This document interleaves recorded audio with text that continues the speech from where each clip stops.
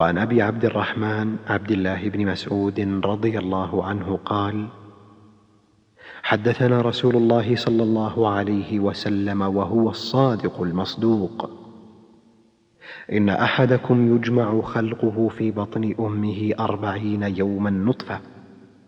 ثم يكون علقة مثل ذلك، ثم يكون مضغة مثل ذلك، ثم يرسل إليه الملك فينفخ فيه الروح، ويؤمر ب4 كلمات: بكتب رزقه وأجله وعمله وشقي أو سعيد.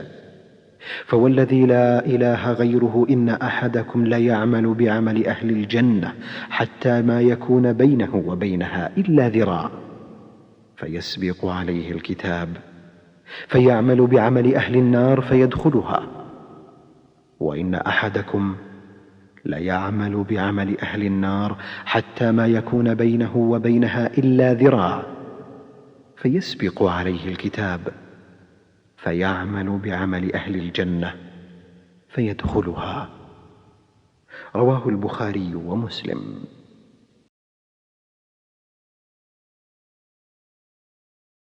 از ابی عبدالرحمن عبدالله بن مسعود رضی الله عنه روایت است که گفت: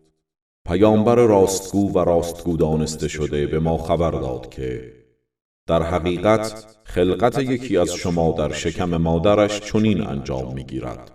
40 روز به حالت نطفه است، پس از آن به قدر همان زمان و مدت، یعنی 40 روز، به پاره خونی تبدیل می شود، سپس به اندازه همان مدت و زمان به پاره گوشتی تبدیل می شود، سپس خدای تعالی به سوی او فرشته‌ای می فرستد تا روح در آن بدمد و فرشته به نوشتن 4 کلمه مأمور است: روزیش، مدت عمرش،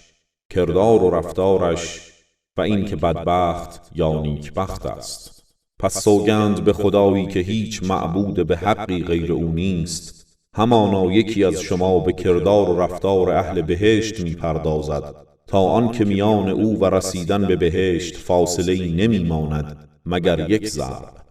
در آن هنگام سرنوشت و فرجام کردارش بر او پیشی می گیرد و به عمل مردم دوزخی می پردازد و پایان بد سبب رفتنش به دوزخ می گردد.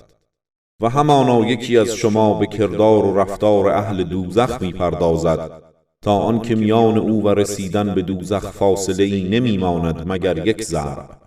در آن هنگام سرنوشت بر او پیشی می گیرد و به کردار بهشتیان و فرجام نیک می پردازد و سبب رفتنش به بهشت می شود.